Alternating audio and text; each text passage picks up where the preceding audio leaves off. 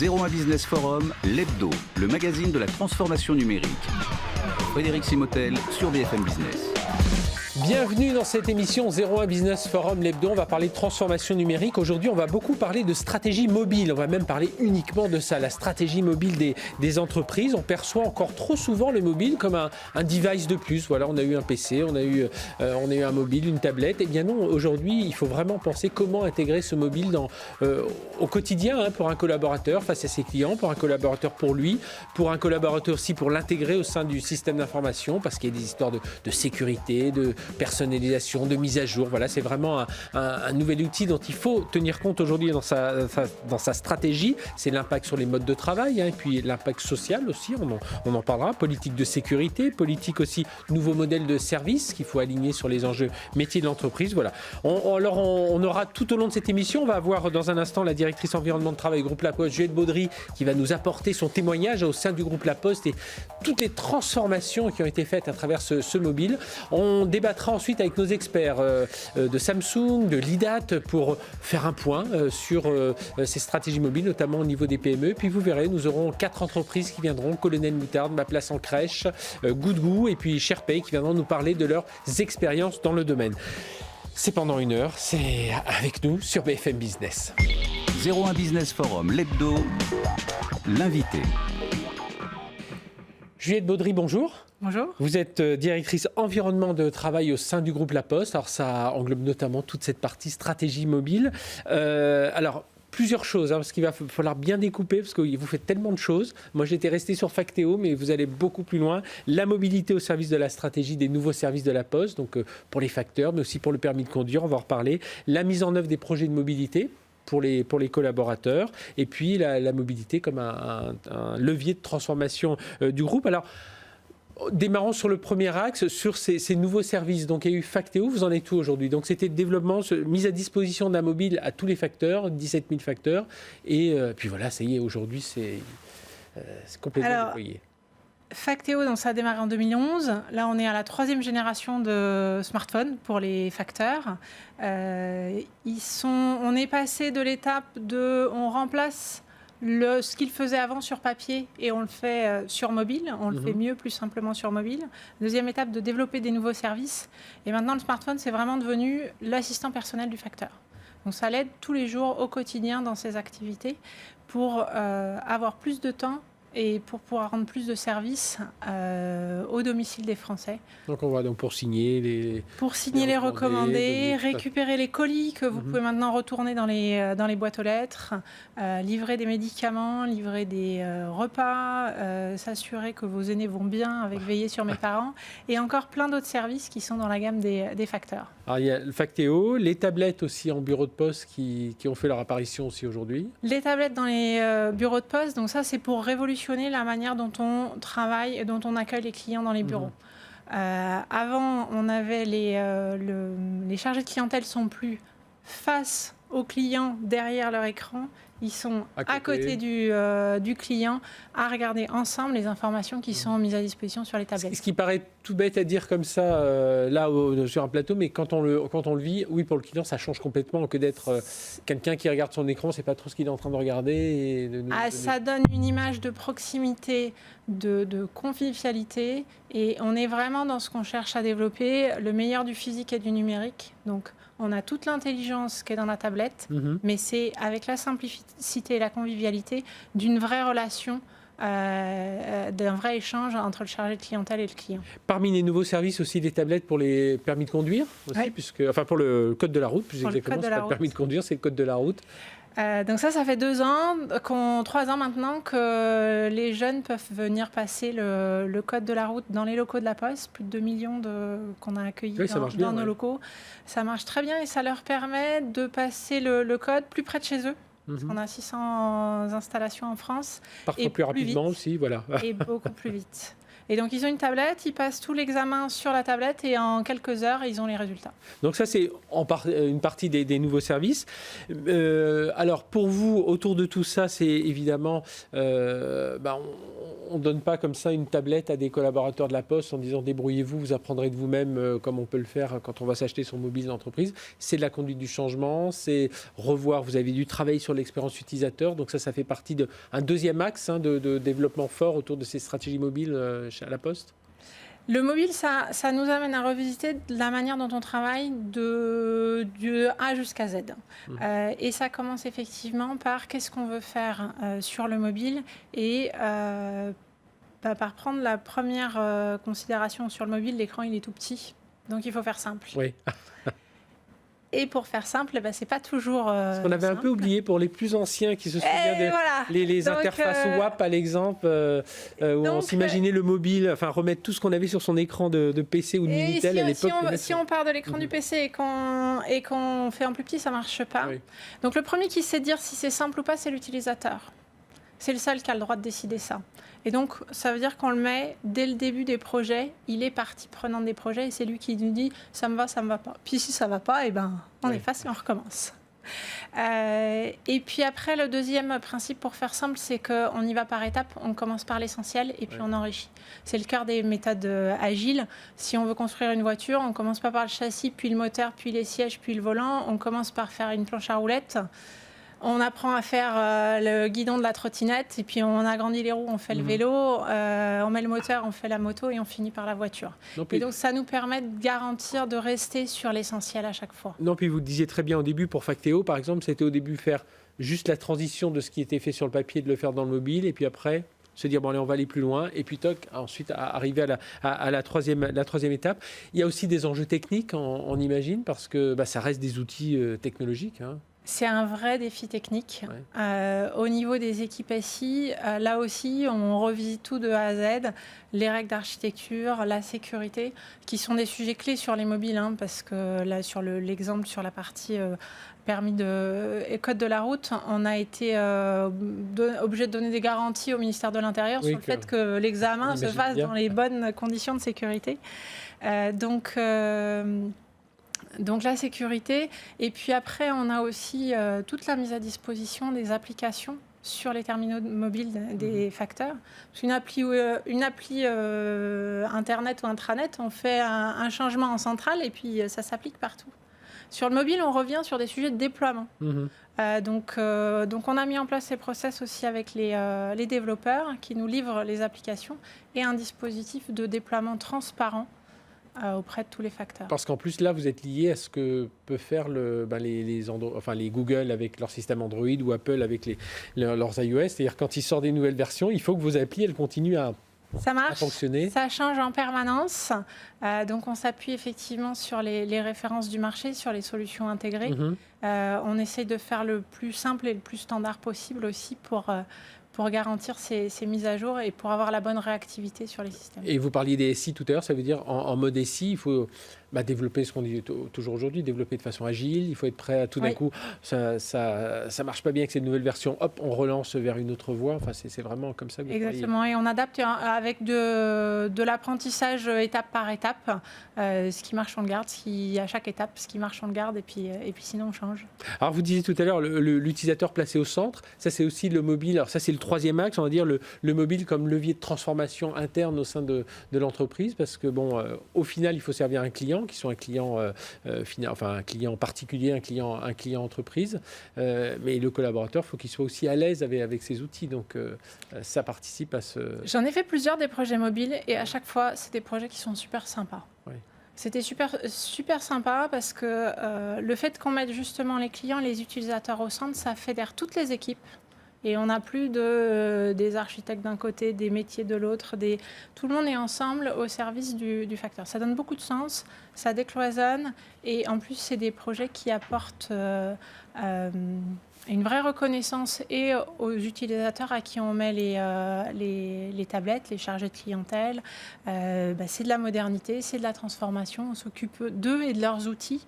Et c'est toujours très positif. Le coût reste évidemment un critère important, mais aujourd'hui, voilà, une fois que vous arrivez à donner le ROI de l'application, enfin voilà, ça se développe plus vite, mais le coût, ça reste un sujet, évidemment, on en rediscutera, ouais. et des sujets d'abonnement, des sujets de terminaux. Quel est le meilleur choix du terminal par rapport à notre usage? On y travaille, évidemment. Après, le coût, on peut le voir aussi, on ne se pose plus la question aujourd'hui du TCO ou du coût complet d'un PC. C'est évident qu'on a un ordinateur pour travailler. Le mobile, on va aussi venir à ces approches-là. Oui. C'est évident qu'on a besoin d'un... On ne regarde pas le mobile à 300 € avec l'abonnement. Pour travailler. On regarde ça de façon plus large. Après, il y a des projets sur lesquels on adresse une rentabilité spécifique au projet. Les sujets de code de la route, on a bien monté le business plan avant de lancer l'offre. Et aujourd'hui, à la Poste, c'est vraiment... Vous gérez poste de travail, tablette, mobile, enfin tout ça est géré, c'est pas, vous le percevez comme c'est l'environnement de travail du collaborateur et on le travaille de manière, on regarde bien du point de vue du collaborateur son équipement en 360 et on voit que la mobilité, ça change complètement nos usages. Ça se fait progressivement et puis on se rend compte qu'à un moment donné, son téléphone fixe, il ne sert plus à rien, puis on demande à l'enlever du bureau parce que ça prend de la place. Alors justement, et j'en arrive à ma dernière question, du coup le côté pro-perso, aujourd'hui, ça y est, faut rester vigilant évidemment, mais on n'est pas si il n'y a plus de frein aujourd'hui autour de ça. C'est pas un frein, c'est une particularité du monde du mobile où on a un peu plus de lien avec l'utilisateur sur un mobile que sur un PC traditionnel, mais c'est pas du tout un frein à l'adoption. Chacun va le gérer à sa manière. Bien, merci d'être venue nous parler de tout ça. Juliette Baudry, je rappelle, vous êtes directrice environnement de travail. Donc, on a parlé de cette stratégie mobile. On va poursuivre avec nos invités tout de suite, François Barraud de l'IDAT et Frédéric Peuchère de Samsung, poursuivre sur pourquoi les entreprises ne sont pas aussi matures. Là, on parle de la Poste, mais on voit depuis 2011 les premiers projets, cet apprentissage. On va en parler avec eux. Et puis, vous verrez, on aura d'autres invités, plus petites entreprises, qui viendront nous parler de leurs réflexions autour du sujet. C'est tout de suite sur BFM Business. 01 Business Forum, l'hebdo, l'invité. On poursuit notre émission sur les stratégies mobiles des entreprises avec nos invités. François Barraud, président de l'IDAT, bonjour. François, bonjour, merci d'être avec nous. Et Frédéric Peuchère, directeur de la division B2B chez Samsung Electronics France. Bonjour. Bonjour Frédéric, merci d'être avec nous. Alors, on va parler de l'importance de la stratégie mobile. On vient d'avoir à l'instant la directrice des environnements de poste de travail au sein du groupe La Poste. Frédéric, tout le monde n'a pas cette même maturité, on va dire, dans les groupes. En présentation de cette émission, je disais... On perçoit encore trop souvent le mobile, alors qu'il soit tablette ou mobile, comme un device de plus, alors qu'il faut complètement réfléchir. C'est ce que nous disait bien Juliette Baudry il y a un instant. Surtout, je crois que toutes les entreprises n'ont pas ces structures à disposition pour réfléchir et dérouler une vision sur le poste de travail et l'intégration de la mobilité en entreprise. C'est vrai que les grands groupes ont complètement dupliqué leur approche du PC, de la gestion des infras, de leur systématique sur le mobile, ce qui n'est pas forcément le cas et la possibilité de toutes les entreprises. François Barraud, pourtant le mobile, tout est mobile aujourd'hui, tout sera mobile, tout est encore plus mobile et vous le faites dans l'IDAT, j'imagine, à longueur d'année avec tous les rapports, les études que vous faites et puis les séminaires, toutes les rencontres que vous avez avec les entreprises. Est-ce que vous êtes d'accord avec ça, de dire qu'aujourd'hui, oui, le mobile est entré dans nos vies, mais on ne l'a pas suffisamment, dans l'entreprise, on ne l'a pas perçu comme vraiment, on le voit encore, oui, comme on le voyait comme un PC il y a quelques années. En fait, il y a une confusion des genres, parce que le mobile est un outil personnel, c'est notre lien avec le cloud, nos applications. Et certaines entreprises, depuis une dizaine d'années, ont structuré ça autour d'un VPN, c'est-à-dire un réseau virtuel privé. En gros, c'est ce qu'expliquait la personne de la Poste tout à l'heure. L'utilisateur arrive le matin, il a son environnement de travail qui est sur le mobile, avec un certain nombre d'informations sur sa journée, ses contacts clients, etc. Et aujourd'hui, il y a une confusion des gens, parce que les gens passent leur temps sur leur mobile. En 2 ans, le temps d'utilisation du mobile a augmenté de 65%. Oui. Donc il y a une confusion. On le consulte plus de 200 fois par jour, je crois. Oui, Oui, mais les jeunes, c'est 500. Oui, c'est ça. Et aujourd'hui, est-ce que c'est vrai que dans les entreprises, vous vous sentez encore avec l'IDAT, quand vous les conseillez, quand vous les rencontrez, qu'ils le perçoivent encore comme un enjeu technologique? Voilà, on va plus parler de l'appareil, même en termes de coût, on va dire ça coûte 300, 600, 1000 euros, et pas suffisamment comme un vrai levier. L'intérêt d'avoir une approche corporate ou B2B, c'est-à-dire structurer l'offre, avoir des contrats globaux, diminuer le coût d'acquisition des mobiles, l'assurance, etc. Et ça existe depuis une dizaine d'années. Les premiers utilisateurs de mobiles ont été les visiteurs médicaux. Quelquefois, ils attendaient 3-4 heures dans la salle d'attente. Donc, on a mis un modem, on a mis une puce 2G ou 3G dedans, ils pouvaient travailler. Maintenant, le mobile fait partie de la vie de tout le monde et il faut faire très attention à la confusion des gens. Le gros problème que l'on observe chez nos adhérents et nos membres, c'est que vous travaillez sur une session de travail particulière et tout d'un coup vous avez un message Facebook, un message WhatsApp, etc. Donc le problème, c'est la concentration sur son travail sans être pollué par tout un environnement personnel qui finalement arrive sur le mobile. Frédéric Fauchère de Samsung, c'est ça aussi, vous rencontrez encore des clients qui vous parlent, au tout début, vous parlent vraiment de l'appareil en tant que tel, de technologie, et à vous de leur expliquer que c'est pas qu'un enjeu il y a un enjeu technologique bien entendu, mais c'est beaucoup plus large. En général, lorsqu'on parle uniquement de sujets mobiles, il n'y a pas beaucoup de discussion. On est sur un renouvellement de parc et ils sont là sur une approche purement communicative.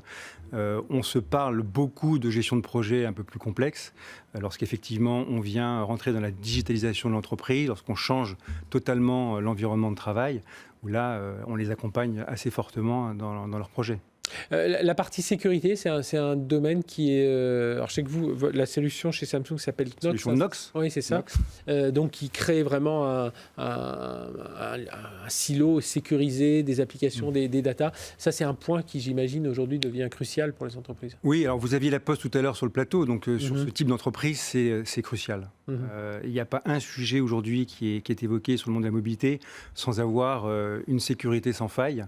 Donc là, on est constamment à leur côté pour apporter une réponse à ces besoins en sécurité avec des solutions qui vont complètement imperméabiliser le mobile, mais également donner un container entre la vie privée et la vie professionnelle pour le collaborateur. Oui, ça, c'est important aussi. Et c'est crucial.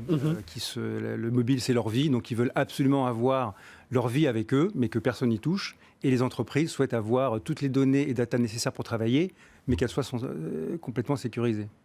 François Barraud, on est, ce que disait Juliette Baudry tout à l'heure à la Poste, on est dans une transformation complète des process de l'entreprise avec le mobile. Elle nous disait, Juliette Baudry nous disait, on a revu tout de A à Z, le fonctionnement du facteur, le fonctionnement du conseiller financier, voilà, tout un tas de métiers qui ont été complètement révisés. Absolument, il y a deux révolutions concomitantes. D'abord, des téléphones de plus en plus puissants. J'ai été d'ailleurs à une présentation d'un de vos concurrents. Ça a duré 1h30. On a vu personne téléphoner. Oui. C'était essentiellement un outil de communication avec l'entreprise. Et la deuxième chose, c'est un contact continuel en 3G, 4G, donc avec le cloud. Donc effectivement, le téléphone rentre de plus en plus dans la vie et tout dépend aussi des activités des gens. Vous êtes architecte par exemple, vous allez sur un chantier, vous allez dessiner, vous allez montrer à vos clients. Vous êtes visiteur médical ou commercial, vous allez faire une proposition en temps réel. Et finalement, la nouvelle génération, la jeune génération, n'a plus ce concept d'aller au bureau pour travailler. Le bureau, c'est un peu partout, c'est 7/24. Et donc, on dématérialise l'environnement de travail. Et les usages aussi sont en train de changer. Et c'est ça qui change fondamentalement la culture dans l'entreprise. Je citais à l'instant aller au bureau, mais aussi la manière dont les gens communiquent, travaillent en réseau. Et finalement, le mobile, grâce à une couverture qui va augmenter, les facilités, la puissance, va devenir une sorte de pivot de la vie sociale dans notre vie privée, mais aussi de la vie professionnelle. Et ça change considérablement la manière dont les gens travaillent. Et Frédéric Fauchère, ça se travaille, cette maturité. On va pas, juste parce qu'on l'utilise tous les jours, il va s'intégrer peu à peu dans notre vie, de notre environnement de travail. On le voyait avec Juliette Baudry tout à l'heure, et j'imagine vous travaillez là-dessus avec Samsung. Voilà, il faut que ça rentre dans le système d'information, il faut que ça s'intègre dans l'usage. Enfin, le gros du travail, il est là finalement. Oui, mais tous ces projets, ils sont conçus conçu avant tout pour que l'usage soit au cœur de la préoccupation des entreprises et que l'usage évolue. On ne fait pas de changement sans avoir des bénéfices pour soit l'entreprise, soit le collaborateur. Donc forcément, tout est tourné autour d'un nouvel usage, un nouveau mode de fonctionnement pour plus de productivité, plus de performance. Sinon, on n'aurait pas autant d'investissements sur des nouveaux outils qui sont compliqués, complexes à mettre en œuvre et relativement coûteux aussi. Eh bien, on va se quitter là tous les deux, mais on va se retrouver dans un instant. On va avoir deux invités qui vont venir coup sur coup des startups SharePay et c'est une carte bancaire qui répartit automatiquement les dépenses. Vous allez voir ça tout de suite. Et puis on aura ensuite ma place en crèche, voilà, pour créer des crèches notamment au sein des entreprises. On va les écouter dans leur stratégie mobile. Et puis on se retrouvera avec vous, avec deux autres Colonel Moutarde et Goudgou aussi dans la deuxième partie de l'émission. On redébattra, on reviendra un peu sur ces sujets et expliquer que voilà, avec la Poste, c'est bien, ils ont les moyens, ils ont les compétences, mais comment on fait quand on est des plus petites entreprises? Allez, on se retrouve tout de suite avec notre première start-up. Elle s'appelle SharePay. 01 Business Forum l'hebdo, Startup Booster. Startup Booster aujourd'hui avec la startup SharePay et l'un de ses cofondateurs, David Finel. Bonjour. Bonjour. Merci d'être avec nous. Donc on est dans une émission où on parle beaucoup de stratégie mobile, mais on va d'abord parler de vous, ce que vous faites. Donc une carte bancaire qui permet de répartir ses dépenses. Vous avez été racheté par Linkso en 2018. Donc là, toujours sur cet univers de virements. Racontez-nous déjà ce que fait SharePay. Vous avez gardé le même nom. Hein. Voilà, ouais. Vous avez juste intégré l'écosystème Linkso, ce que fait SharePay, puis on va reparler ensuite du mobile plus précisément. David Finel.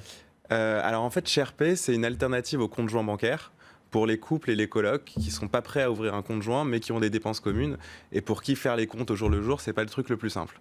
Et donc en fait, on a pensé à quelque chose de plus simple qui prend la forme d'une carte bancaire et qui vous permet lorsque vous... Voilà, une carte bancaire une carte de traditionnelle. paiement Mastercard et lorsque vous réalisez un paiement, le montant est instantanément partagé et prélevé sur le compte bancaire des membres du couple, de la coloc ou des groupes d'amis qui sont en vacances. Donc ça, c'est l'idée de départ. Voilà, c'est l'idée de départ, c'est SharePay.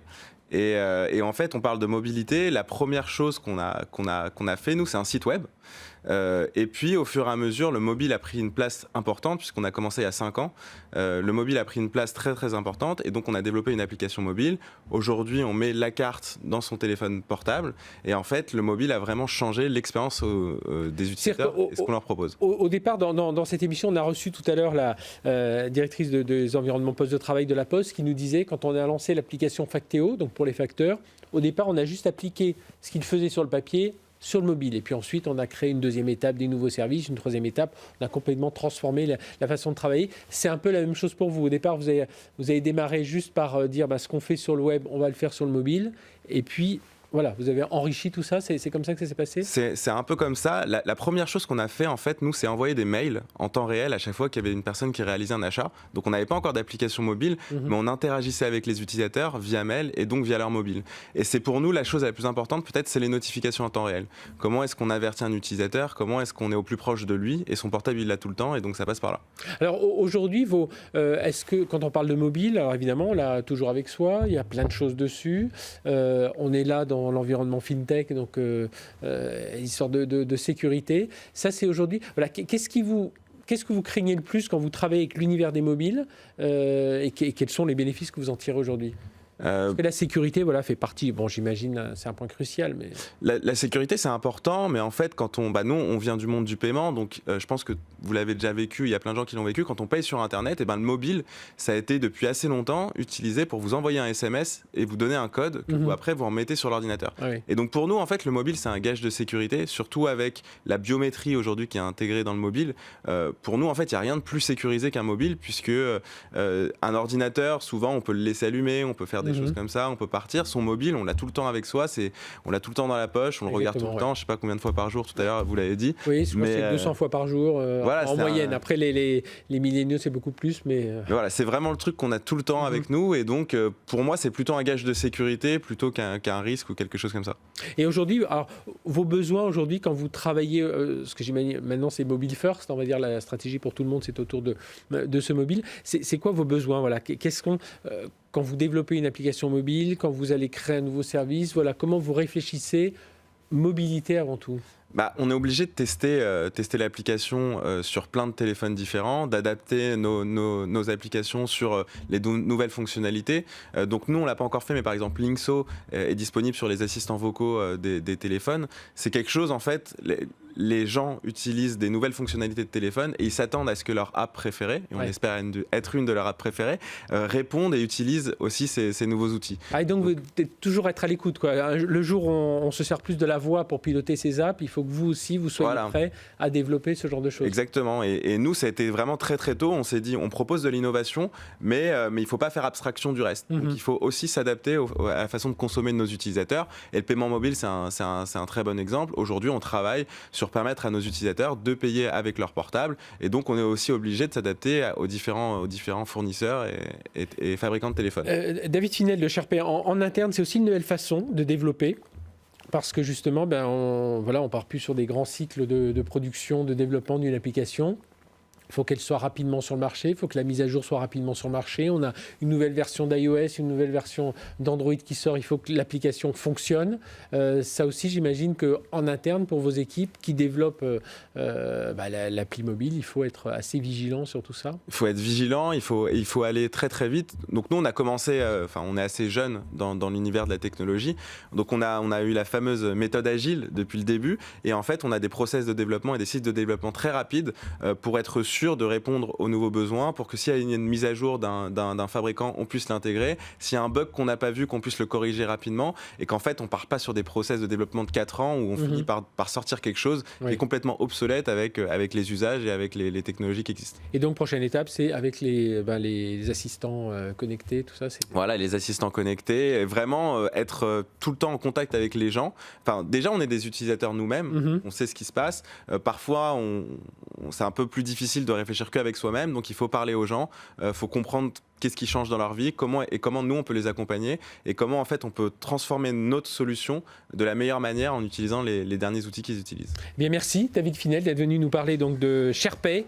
C'est cette carte qui permet de répartir automatiquement les dépenses, fait partie du groupe Linkso aujourd'hui, donc autour il y a aussi beaucoup de virements, c'est autour des virements. C'est faciliter la gestion des finances personnelles des gens. Eh bien merci d'être venu avec nous, on va continuer à parler de mobile, vous l'avez bien compris, c'est notre thème un peu central aujourd'hui dans l'émission. Dans un instant, on reçoit la start-up Ma Place en Crèce et juste après notre débat, vous retrouverez deux start-up, Colonel Moutarde, Good Goût et même des belles PME, on peut le dire, et avec nos experts de Samsung et de l'IDAT. C'est tout de suite sur BFM Business.